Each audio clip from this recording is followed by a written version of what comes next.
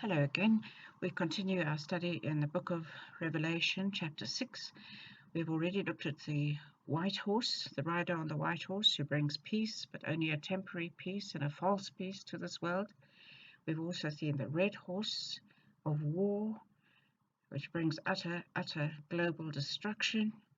And now we come to the third seal, where we see the third horse, the black horse, appearing. I read Revelation chapter 6, verses 5 and 6.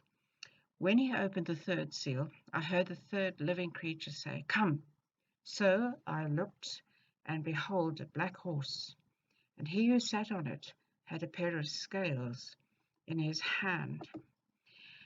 And I heard a voice in the midst of the four living creatures saying, "A quart of wheat for a denarius, and 3 quarts of barley for a denarius, and do not harm the oil and the wine."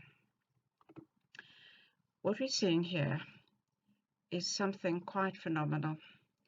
But if we had to turn in our Bibles to Lamentations chapter 5, verses 8 to 10, we'd see a good description of what it is like in famine times.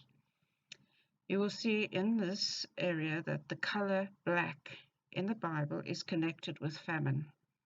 And verse 10 of Lamentations 5 reads as follows, "Our skin was black like an oven because of the terrible famine." Quite something to think about. Now, the rider on the black horse has a pair of scales, and that was the standard measuring device at that time. There was world hunger that depicts that people would have to eat bread by weight. Now, eating bread by weight is a Jewish saying indicating the scarcity of food, and Warren Wiersbe shares more about that in his Bible Exposition commentary. But we see in Matthew 20 verse 2 that Jesus said that laborers were paid a denarius for a day's work. That was the standard wage, and that was equal to about a penny.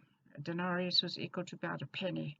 But remember, having much more buying power than the penny has today by far. We also see in verse 6 that it says here, "A quart of wheat for a denarius." Now, that was enough to feed one person for a day. That's the whole salary just for one person. Normally, the laborer would have been able to buy 8 to 12 portions of wheat so as to feed his family easily. But during this period of famine, they would have had to work an entire day just to feed themselves. And this is the quite amazing thing, really, and quite dreadful to think.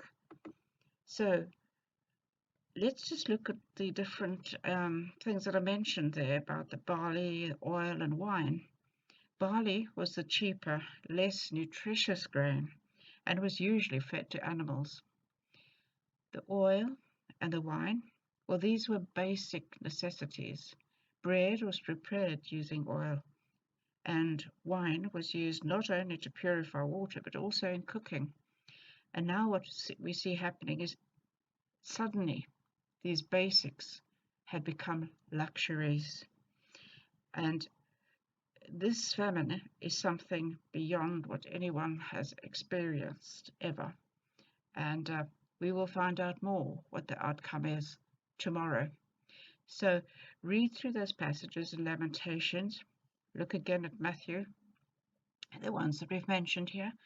And remember that these 3 horses that we've seen so far are, I believe, they're starting to gear up to run. We're so close to the tribulation. And what happens before the tribulation?